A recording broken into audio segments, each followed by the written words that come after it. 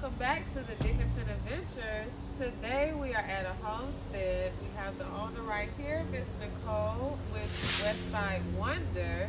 So I'm going to go ahead and let her introduce herself and tell you a little bit about her homestead.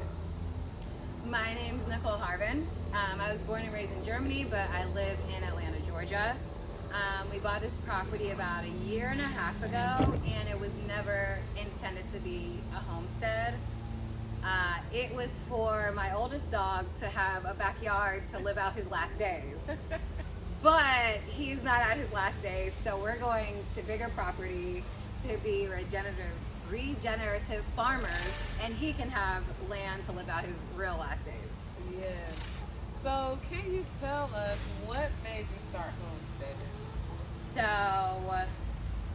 I'll take it back, and then I'll go forward. So when I was in second grade, we had to do a project on what you want to be when you grow up, like full on, the presentation thing. I did mine on being a farmer because my dad is from South Carolina, and he grew up on a farm, went to the military, and has a whole different life now. So he's not in the farming world anymore. But in the summer times, we go to California. We go to South Carolina, and we spend our summers there. So it was like, I saw them playing in the dirt, and I saw them playing with animals, and I was like, oh, I'm doing that. That's what I want to do. So second grade, I'm like, oh, I'm gonna be a farmer. They made so much fun of me. My teacher was kind of like, okay, all right, that's nice. And I already knew because everybody else was getting the praise, like, oh, that's great, that's exciting. And I was like, why isn't farming exciting? Right. So I went home, told my mom, boo-hoo crying. She said, I don't care what you are when you grow up, I just want you to be happy. So in my mind growing up, I was like, all right, cool, whatever. My mom doesn't care what I'm gonna be. But as I grew up, started working, and I went into graphic and web design. So I'm sitting in front of a computer, I wasn't outside, I'm doing everything office-wise. I used to be in corporate. I quit corporate and started working for myself. And then pandemic hit, and it was like, I can't even leave if I want to go hang out somewhere else. So I was stuck in my office, and I was like, I cannot do this anymore. Like, it's literally just like brain overload. So I started taking my breaks outside. My breaks turned into an hour to 2 hours, 3 hours, 4 hours. And then I was like, I don't even want to do this anymore. Right. I don't want to do graphic and web design anymore, not outside. So the pandemic probably like forced my like dream life on me. And I really didn't even think it was a thing. It's kind of like you go to college, you're supposed to have a career, you're supposed to have a family.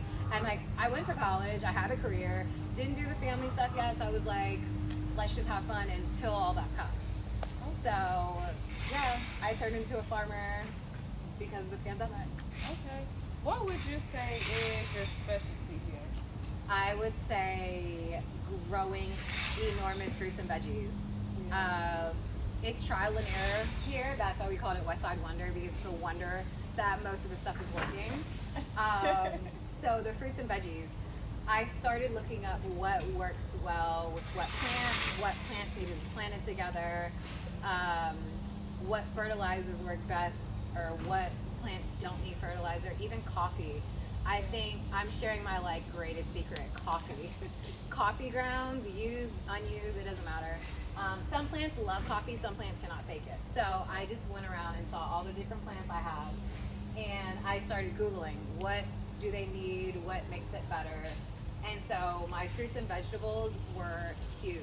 I'll send you some pictures, like and everybody was like, what is that? Like, that's not real. And I'm like, yeah, out of my garden, it is real. Wow. So it was kind of like I didn't expect it to go this well, and so now that it is going well, I'm like, let's keep going. Let's see what else we can do.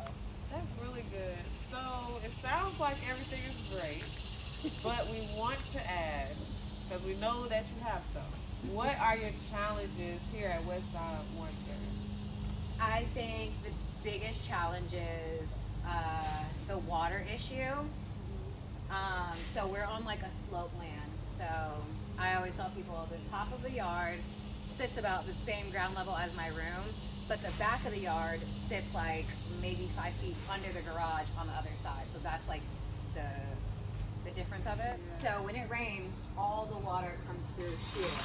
We planted the garden, we built the garden here thinking it would soak up everything. That's not what's happening. So we're just trying to work around it. Also, being in the city, you have to follow all the rules. My neighbor right here calls 911 and animal control on us all the time. And the officers come out, they always say the same thing. And the animal control officer is the same one. And at this point, he's our friend. He comes back, the chickens come up and run and dance. And they love him. So he was just telling me, make sure you're following all the rules. He came back, looked at everything, and he was like, you're doing everything right, there's not a problem. So in our head, we were thinking like, let's make it look nice, let's follow the rules, because we don't want any issues. We never thought him calling 911 would be an issue, but it was an issue. And so that was the only thing that saved us, was that we were following the rules. I literally looked up every single Fulton County, South Fulton County, Cobb County, because Cobb is like right here. But any county around us, I looked up all the rules, just trying to see what we could do and what we couldn't do, because I'm a pusher. Yeah. I want emus and I want all types of stuff, and we're allowed to have emus, but I'm like, I don't have any room here. So we're just trying to like plan for our farm life. Okay. So my last question, I would like to know, like, what has this journey taught you, and if it taught you anything, is it something that you want the viewers to know about homesteading at least? I think the biggest thing it's taught us is self-sustainability, only because we live in the city. Literally there's Target, Walmart, grocery stores everywhere. We can go to the store and get whatever we need, but it's like, we don't know where everything's coming from. So even if I see farmers on the side of the road selling peaches or strawberries, whatever, I'm stopping to buy it. I'm trusting a side of the road stand more than the grocery store. So it was more of a, we can do this on our own. Like, we can survive on our own, still being in the city without depending on people. I'm not a builder, he's a contractor, so it's like, that has helped tremendously, because I don't know what we would have done. Even the garden, like, he built all of this, he put the chicken coop together, the fence, like all of it. So I think it's just us not realizing like our potential. Like, we have like a great potential, but it's like we weren't doing our full, we weren't living up to our full potential. So it was like, once we like tapped into it and like unlocked all of this, it was like, wow, like we can really live and do stuff. I've tried to like bring friends in, like, hey, you guys get chickens, or hey, you guys get a garden, do something, like, and everybody's like, oh, that's weird, why do you want to be outside, it's hot, there's bugs. And I'm like, it's nice, it's fun. I think it's a lifelong thing that you need. Even like when he was saying before, farmers back in the day, we grew up on a farm, like we came from farms. It was like, we got away from that, and everybody like shies away from it, or they look down on it like it's a poor thing. And I'm like, it's not a poor thing. I think if anything, we're a little bit, I don't know, we're more sustainable. It's just a nice thought that you can survive without people. Really good. So we thank you for allowing Dickinson Adventures to come out and visit the Westside Wonder.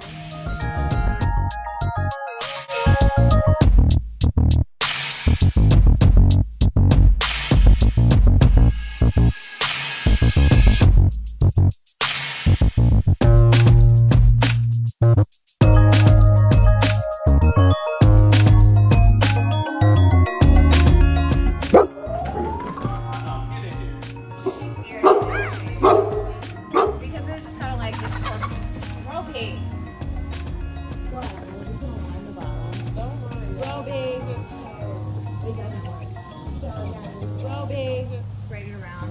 None of that has helped, clearly. Nope. So now when we've been 3 years now, my room is all happy.